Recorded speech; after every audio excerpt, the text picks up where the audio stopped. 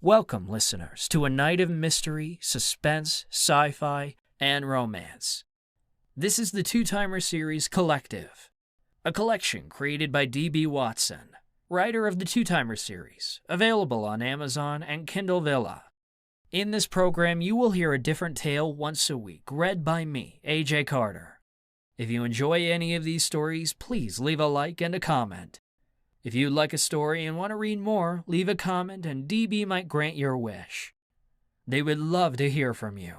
You can email them at fakesubmite@gmail.com or visit their website and see all their titles.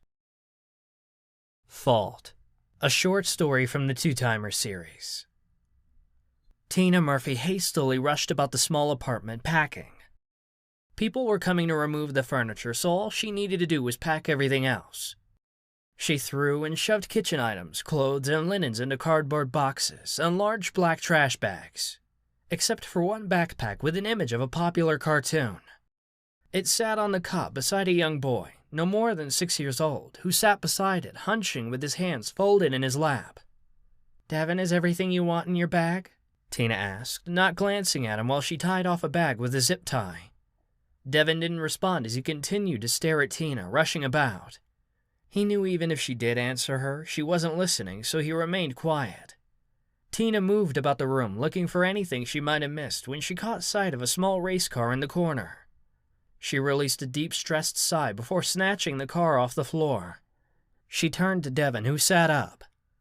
"How many times did I tell you not to leave your toys on the floor?" she asked, holding the toy out to him. Devin recognized the car he had found abandoned outside amongst overgrowth. He also remembered Tina berating him for going outside alone and yanking his wrist so hard that she sprained it. She bandaged it herself, never taking him to the doctor, but she did buy him ice cream and allowed him to keep the toy. "Devin," she said a bit louder, catching his attention. Devin didn't know what to say, so he said nothing. "Fine, since you don't have an answer, you don't need the toy." He started to say something, then stopped while he watched her toss the car into a bag she used for trash. He wondered if she was doing the same to him. Tina tied off the remaining bags and taped up the boxes, which weren't much, since the room was a studio apartment with no kitchen. Tina provided a hot plate to heat food that mostly came out of a can that she taught Devin to use. Down the hall was a bathroom that the tenants on their floor used. Tina was thrilled that they were the only tenants on the 4th floor. Tina turned again to Devin, who had his head down. She straightened her clothes before walking to him and stooping down. She lingered her gaze on his long, coal-black hair that constantly reminded her of someone she wished out of her life. Every time she reached to touch it, her fingers wanted to grab a fistful of it and yank it out by the roots. So when she washed and groomed his hair, she grits her teeth and held in her rage until she completed the task. "Devin," she murmured, reaching under and gently raising his chin with her finger, catching his green eyes. "Do you have everything you need in your bag?" He nodded. "Good, because we need to go." She stood and grabbed his backpack, holding the straps up for him. Devin stood and slipped his arms through, feeling the bag's weight on his back. Tina held out her hand to him, and he took it. "Don't you worry, Devin.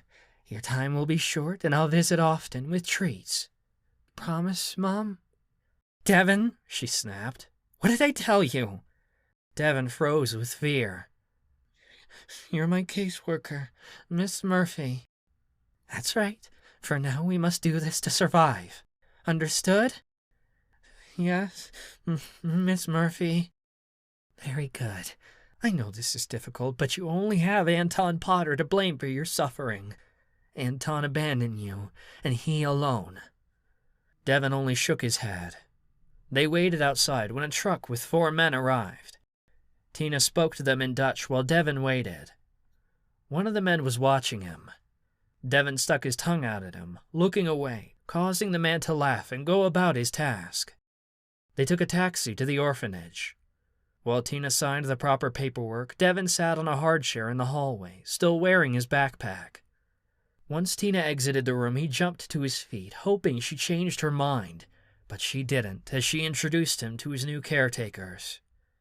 He'd hoped to speak to her, but she hurried to leave, not even saying goodbye.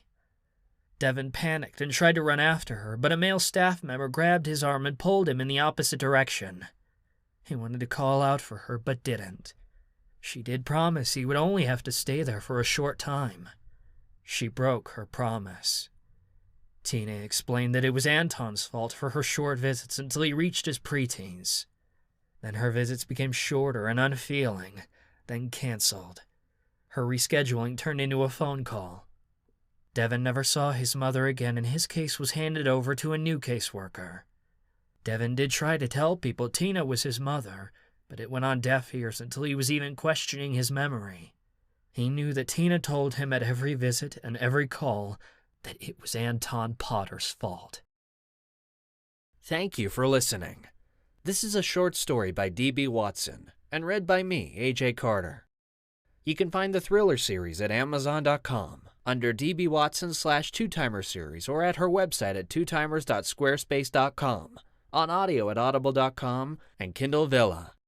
If you would like to hire me, A.J. Carter, to narrate your project, you can find me on aj.cartervo@gmail.com. Thank you, and see you next week.